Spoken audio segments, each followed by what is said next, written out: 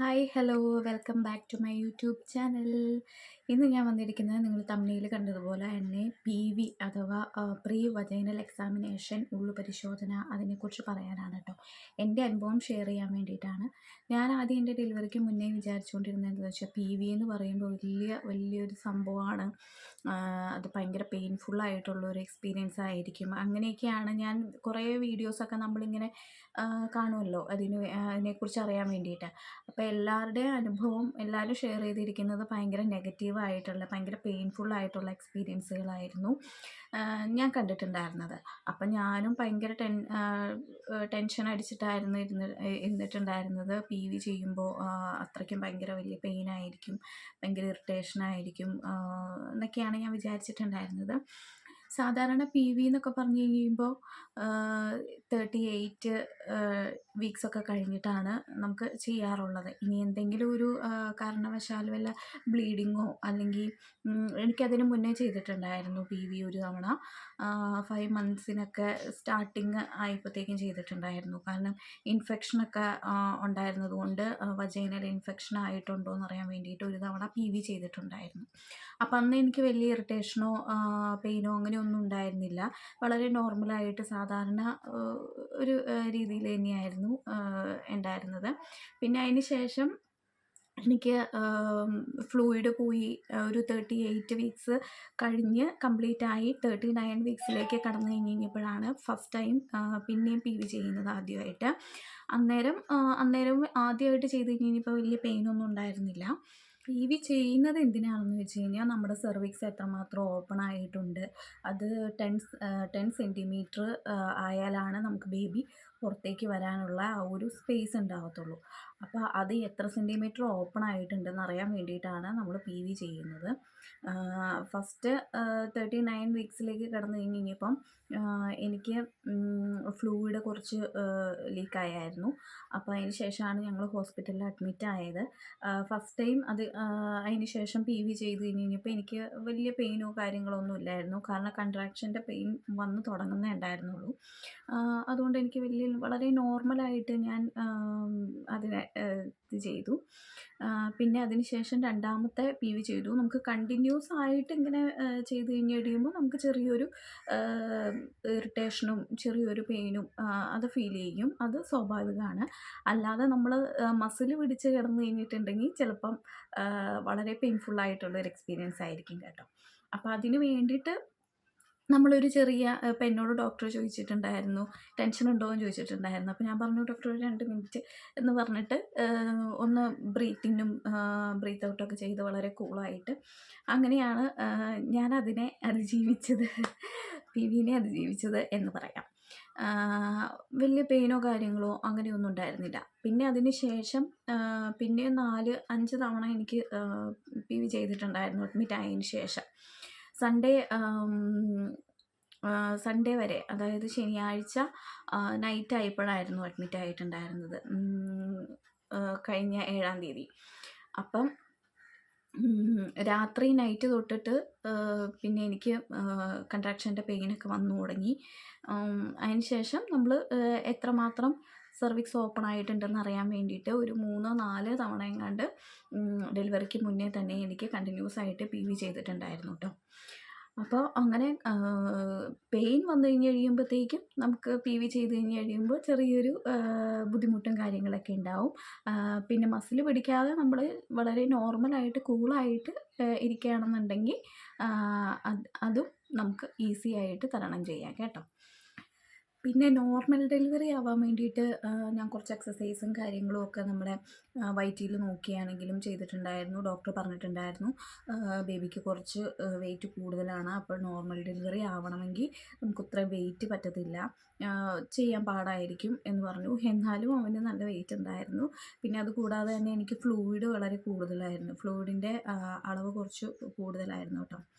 അതായത് urine infection ഒക്കെ സ്റ്റാർട്ടിങ്ങിൽ തന്നെ ഉണ്ടായിരുന്നത് കൊണ്ട് കുറച്ച് വെള്ളവും കാര്യങ്ങളും ഒക്കെ ഞാൻ നല്ല രീതിക്ക് തന്നെ കുടിക്കുന്നുണ്ടായിരുന്നു. അപ്പോൾ അതുകൊണ്ട് തന്നെ ആൾ നല്ല രീതിക്ക് തന്നെ നീന്തി തുടിച്ചൊക്കെയാണ് വന്നത് വെള്ളത്തിൽ.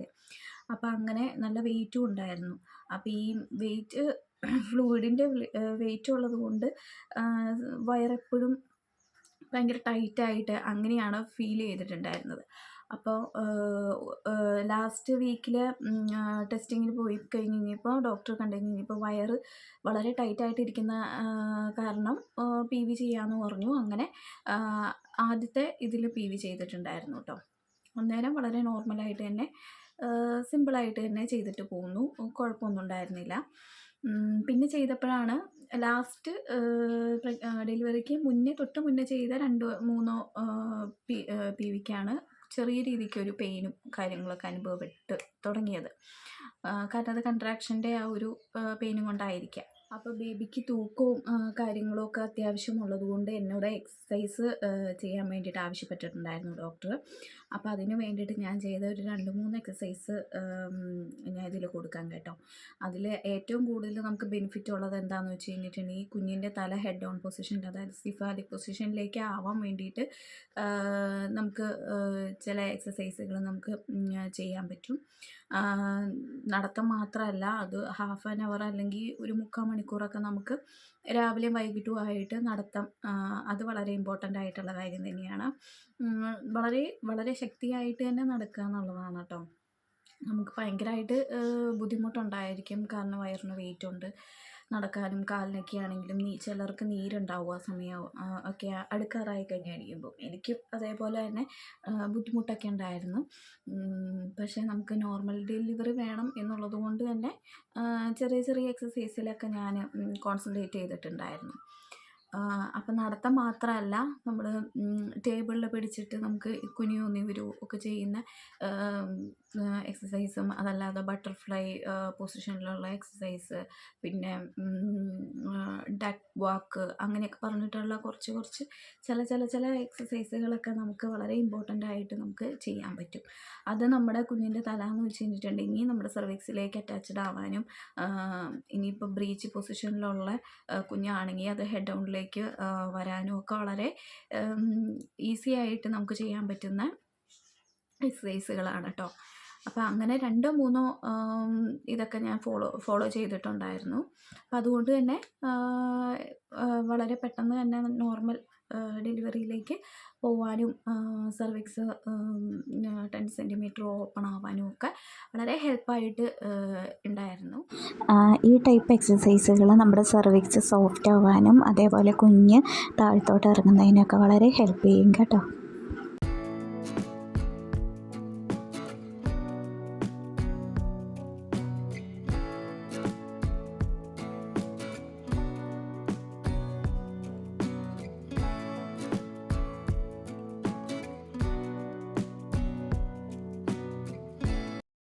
പിന്നെ ഇനി നമുക്ക് എന്തെങ്കിലും ബുദ്ധിമുട്ടോ കാര്യങ്ങളോ അല്ലെങ്കിൽ ഡോക്ടർമാർ റെസ്റ്റ് പറഞ്ഞിട്ടുണ്ടെങ്കിലോ അങ്ങനെ എന്തെങ്കിലും ഇഷ്യൂസ് ഉണ്ടെങ്കിൽ നമ്മൾ എക്സസൈസും കാര്യങ്ങളും ഒക്കെ ഒഴിവാക്കുന്നതായിരിക്കും നല്ലത്. അത് ഡോക്ടറോട് ചോദിച്ചിട്ട് മാത്രം നമ്മൾ ചെയ്താൽ മതി. പിന്നെ 38 വീക്സ് ഒക്കെ കഴിയുമ്പോഴത്തേക്കും നമുക്ക് നോർമലായിട്ട്, അല്ലെങ്കിൽ 36 വീക്സ് ഒക്കെ കഴിയുമ്പോഴത്തേക്കും നമുക്ക് കുറച്ചുകൂടെ ഫുഡൊക്കെ കൺട്രോൾ ചെയ്ത് ഡയറ്റിലേക്കൊക്കെ നീങ്ങാൻ വേണ്ടിയിട്ട് ശ്രദ്ധിക്കുക. എനിക്കതിന് പറ്റിയിട്ടുണ്ടായിരുന്നില്ല, കാരണം ഭയങ്കര വിശപ്പായിരുന്നു.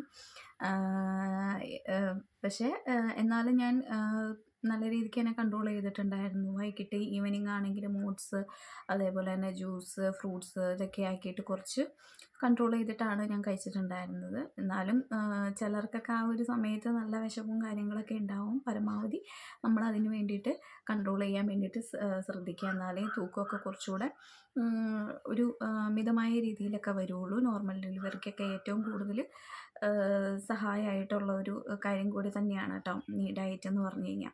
അപ്പോൾ 36 വീക്സ് ഒക്കെ ആകുമ്പോഴത്തേക്കും, അതൊക്കെ കഴിയുമ്പോഴത്തേക്കും നമ്മൾ കുറച്ച് ഡയറ്റിൽ കോൺസെൻട്രേറ്റ് ചെയ്യുകയാണെന്നുണ്ടെങ്കിൽ കുറച്ചുകൂടെ നല്ലതായിരിക്കും. 36 വീക്സ് ഒക്കെ സ്റ്റാർട്ടിങ്, അതായത് 36 വീക്സ് അവസാനം അല്ലെങ്കിൽ ആ ഒരു ടൈമിൽ തന്നെ നമുക്ക് കുഞ്ഞ് മിക്കവരിലും തന്നെ ഹെഡ് ഓൺ പൊസിഷനിലേക്ക് ആയി വരാറുണ്ട്. അതായത് 9ാം മാസത്തിൻ്റെ സ്കാനിങ്ങിൽ നമുക്കറിയാൻ പറ്റും കുഞ്ഞ് സിഫാലിക് പൊസിഷനിലേക്ക് വന്നോ ഇല്ലയോ എന്ന് നമുക്കറിയാൻ പറ്റും. ഇനി അല്ലെങ്കിൽ തന്നെ അത് പേടിക്കേണ്ട ആവശ്യമൊന്നുമില്ല. ചിലപ്പോൾ ഡെലിവറിയുടെ അവസാനം വരെ കുഞ്ഞ് ചിലപ്പോൾ തിരിഞ്ഞ് വരാനുള്ള ചാൻസ് ഉണ്ട്. നോർമൽ ഡെലിവറിക്ക് ഏറ്റവും ഇമ്പോർട്ടൻ്റ് ആയിട്ടുള്ള കാര്യം എന്താണെന്ന് വെച്ചിട്ടുണ്ടെങ്കിൽ കുഞ്ഞിൻ്റെ തല നമ്മുടെ ഇടുപ്പല്ലിലേക്ക് ഫിക്സ് ആവുക എന്നുള്ളതാണ്. എന്നാലേ നമുക്ക് നോർമൽ ഡെലിവറി സാധ്യമാവത്തുള്ളൂ. അല്ലാത്ത എല്ലാ കേസിലും അല്ലെങ്കിൽ ബ്രീച്ച് പൊസിഷനോ അല്ലെങ്കിൽ വേറെ ഏത് പൊസിഷനിലാണെങ്കിലും നമുക്ക് സി സെക്ഷൻ ചിലപ്പോൾ ആവശ്യമായിട്ട് വേണ്ടി വന്നേക്കും. അതുകൂടാതെ തന്നെ വല്ല ആംബ്ലിക്കൽ കോഡ് കഴുത്തിന് ചുറ്റുക അങ്ങനെ എന്തെങ്കിലും ഇഷ്യൂസ് ബ്ലീഡിങ്ങോ കാര്യങ്ങളോ അങ്ങനെ എന്തെങ്കിലുമൊക്കെ ഉണ്ടെങ്കിൽ ചിലപ്പോൾ സി സെക്ഷനിലേക്ക് അവർ പ്രിഫർ ചെയ്യാൻ ചാൻസ്. ഏറ്റവും ഇമ്പോർട്ടൻ്റ് ആയിട്ടുള്ള കാര്യം എന്താണെന്ന് വെച്ച് കഴിഞ്ഞിട്ടുണ്ടെങ്കിൽ വെള്ളം കുടിക്കുക എന്നുള്ളതാണ് കേട്ടോ. ധാരാളം വെള്ളം കുടിക്കണം. എനിക്കിതേപോലെ യൂറിൻ ഇൻഫെക്ഷൻ കാര്യങ്ങളൊക്കെ ഉണ്ടായിരുന്നു. അത് പ്രഗ്നൻസിക്ക് മുമ്പാണെങ്കിലും തുടക്കത്തിലെ ഒരു ഫസ്റ്റ് തൊട്ട് 3 months വരെ നമുക്ക് വെള്ളം പോലും കുടിക്കാൻ പറ്റാത്ത സിറ്റുവേഷൻ ആയിരുന്നു കേട്ടോ. എനിക്ക് നല്ല വോമിറ്റിങ്ങും കാര്യങ്ങളൊക്കെ ആയിരുന്നു. അപ്പോൾ അത് മാറി തുടങ്ങിയത് തന്നെ 4 months ലാസ്റ്റ് 5 months സ്റ്റാർട്ടിങ് ഒക്കെ തന്നെയാണ് എനിക്കത് വോമിറ്റിങ്ങും കാര്യങ്ങളൊക്കെ കുറഞ്ഞു തുടങ്ങിയത്. അപ്പോൾ അതിനുശേഷം ഡോക്ടർ പറഞ്ഞു വെള്ളം ധാരാളം കുടിക്കണം. നമുക്ക് ഡീഹൈഡ്രേഷനും കാര്യങ്ങളും ഒന്നും വരാൻ പാടില്ല. ഇൻഫെക്ഷനൊക്കെ ഉണ്ടെങ്കിൽ തന്നെ വെള്ളം നമുക്ക് ഏത് വെള്ളം ആയിക്കോട്ടെ മാറി മാറി നമുക്ക് അത് കഴിക്കണം. അത് കൂടാതെ തന്നെ ഞാൻ മെഡിസിനും എടുത്തിട്ടുണ്ടായിരുന്നു. ആൻറ്റിബയോട്ടിക്കിൻ്റെ പ്രഗ്നൻസി സേഫ് ആയിട്ടുള്ള ആൻറ്റിബയോട്ടിക്കും എടുത്തിട്ടുണ്ടായിരുന്നു. അങ്ങനെയൊക്കെയാണ് എൻ്റെ ഇൻഫെക്ഷനും കാര്യങ്ങളൊക്കെ പോയത് കേട്ടോ. സ്റ്റാർട്ടിങ്ങിൽ തന്നെ ഞാൻ ഉലുവ വെള്ളം അങ്ങനെയുള്ള ജ്യൂസ്, ഫ്രഷ് ജ്യൂസ്, അതേപോലെ തന്നെ മോരുവെള്ളം അങ്ങനെയൊക്കെയുള്ള കാര്യങ്ങളൊക്കെ മാറി മാറി നമ്മൾ കുടിച്ചിട്ടുണ്ടായിരുന്നു.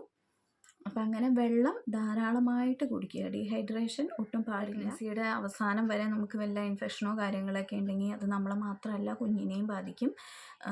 അതിൻ്റെ കണ്ണൊക്കെ പഴുക്കും. അങ്ങനെ എന്തെങ്കിലുമൊക്കെ ചെറിയ ചെറിയ പ്രശ്നങ്ങളും ഇതൊക്കെ നമുക്ക് ചെറിയ ചെറിയ പ്രശ്നങ്ങളെന്നല്ല വളരെ നല്ല രീതിക്ക് തന്നെയുള്ള പ്രശ്നങ്ങളുണ്ടാവും. അമ്മയ്ക്കാണെങ്കിലും കുഞ്ഞിനാണെങ്കിലും അതിന് ദോഷം ചെയ്യും കേട്ടോ.